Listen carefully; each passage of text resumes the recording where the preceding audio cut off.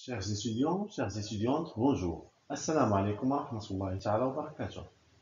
Aujourd'hui, nous tâcherons de présenter la deuxième partie consacrée à la communication et nous allons nous focaliser sur de nouveaux concepts, à savoir les technologies d'information et communication et aussi les technologies d'information et de communication pour des fins d'enseignement. Alors, qu'est-ce que nous entendons par les nouvelles technologies d'information et de communication, ou bien les NTIC? Ces nouvelles technologies, ou bien ce terme-là, qui représente un acronyme, a souvent été utilisé dans la littérature francophone au cours des années 90 et au début des années 2000 pour caractériser certaines technologies dites nouvelles. Cependant, en raison de l'évolution rapide des technologies et du marché des innovations déclarées nouvelles, ce terme-là se trouve du jour au lendemain obsolète une décennie plus tard.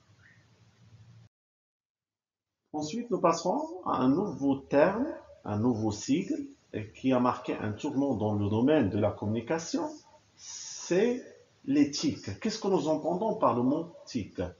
Alors, cette technologie d'information et de communication, bien TIC, représente une transcription de l'anglais qui veut dire Information and Communication Technology. Alors, l'éthique joue un rôle majeur dans la compétitivité des entreprises et justement dans l'efficacité des administrations et des services publics comme la santé et l'éducation, la sécurité, et ainsi de suite. L'éthique sont devenus également un enjeu crucial pour la production et la diffusion des biens culturels. Selon le rapport, par exemple, Technologie Clé 2015, le secteur des technologies d'information et de la communication, TIC, est devenu un segment majeur de l'économie des principaux pays industrialisés. Une autre définition d'éthique, l'éthique englobe les techniques de l'informatique, l'audiovisuel, des multimédias, l'Internet, les communications, les télécommunications, qui permettent aux utilisateurs de communiquer. Un autre volet auquel il faut consacrer plus d'intérêt est incarné dans les enjeux d'éthique. Autrement dit, pourquoi on utilise les technologies d'information et de communication? Comme réponse, on utilise les technologies d'information et de communication, premièrement pour communiquer. On communique avec les gens, par exemple via Internet, via WhatsApp, via les social media.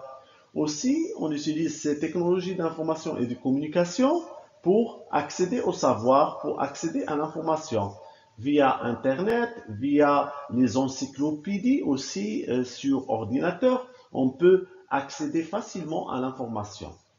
On peut aussi utiliser ces technologies pour stocker, pour traiter de l'information. Par exemple, le cas des disques durs où on peut stocker de l'information. On peut aussi la traiter avec des logiciels. On peut aussi utiliser des logiciels de traitement d'informations comme le cas de Word, comme le cas de PowerPoint.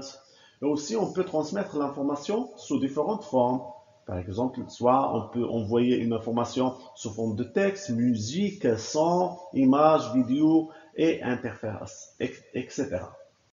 Maintenant, nous passerons à un nouveau terme, un nouveau concept, c'est les TIS. Qu'est-ce que nous entendons par le mot TIS? Alors, les TIS représentent les technologies d'information et de communication conçues pour l'enseignement. Alors, de quoi se compose ce mot? Si on veut le subdiviser, si on veut l'analyser, le mot TIS se compose de deux mots. Le premier mot, c'est TIC, technologie d'information et communication, et le mot E à la fin du mot qui désigne l'enseignement. Ces technologies d'information et communication regroupent un ensemble d'outils conçus et utilisés pour produire, traiter, entreposer, échanger, classer, retrouver et lire les documents numériques à des fins d'enseignement et d'apprentissage, c'est-à-dire qu'elle est utilisée dans le processus d'apprentissage et d'enseignement. Il s'agit justement de mettre en avant les technologies modernes pour les inclure dans l'enseignement. On peut aussi parler de l'utilisation en contexte pédagogique des outils numériques, outils KISS, au service des stratégies d'apprentissage. Ces outils sont divers et multiples. Par exemple, l'ordinateur personnel, plus récemment de l'arrivée des tableaux interactifs, le ENT, le tablette tactile, bureau à distance, smartphone, et aussi de la démocratisation des clouds informatiques dans les nuages.